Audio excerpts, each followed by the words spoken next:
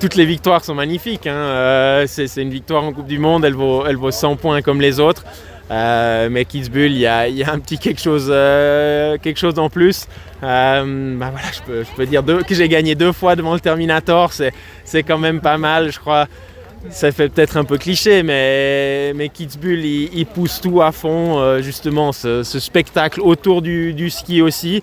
Et puis de réussir à remporter le spectacle entre les piquets, c'est juste magnifique. Je crois que c'est la première fois que je fais ça, mais là, au départ, justement, j'ai pensé encore, mais tu as déjà gagné ici, il n'y a pas de raison d'avoir de l'appréhension devant cette piste. Il faut vraiment l'attaquer. Tu sais comment aller vite ici. Et puis j'ai réussi de nouveau à le faire vraiment en deuxième manche. C'est une piste que j'aime beaucoup. En plus avec une autre 3e place encore.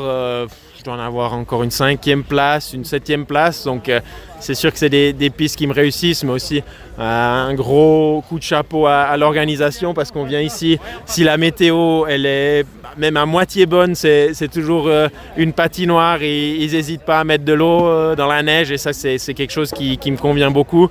Donc je pense que c'est sûr que c'est peut-être pas un hasard si j'arrive souvent sur certaines pistes et que les choses se passent bien. Mais je pense quand même que, j'espère disons, qu'avec les années j'ai montré que je peux pas que gagner à Madonna et que vraiment je peux régater sur toutes les pistes. J'étais à 3/10 du podium, donc je me disais qu'avec une grosse manche le podium c'était jouable.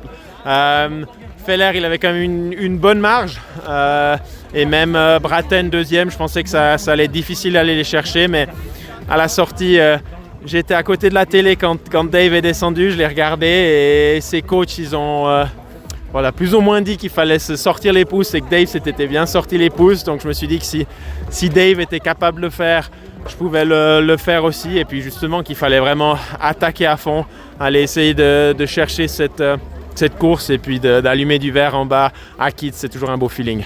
C'est un petit peu paradoxal que je fais un podium avec mon copain Dave, le Britannique, avant un autre Suisse dans l'équipe. Ça, j'attends toujours, mais justement, d'être sur le podium avec un ami, c'est vraiment fantastique. Et puis surtout, Dave, je pense qu'il a un parcours très particulier dans la Coupe du Monde et de le revoir sur le podium, c'est toujours quelque chose de magnifique. Donc, j'ai dit que j'avais de la peine sur les neiges molles pendant 3 courses et puis d'arriver ici et de prouver qu'effectivement, je me rappelle quand même comment skier, ça fait du bien parce que sinon, j'aurais peut-être eu l'air un peu con si j'avais pas tiré un virage aujourd'hui, donc ça c'est sûr que c'est toujours réjouissant. Alors là, si les gens ils connaissent la danse du froid, faut pas hésiter parce que moi c'est quelque chose que je préfère quand les neiges sont bien dures quand même. Schladming c'est un beau combat avec une ambiance magnifique, la piste avec ce beau mur, donc il va falloir de nouveau vraiment pas se voir vainqueur et puis aller la chercher et mettre les gaz du début à la fin.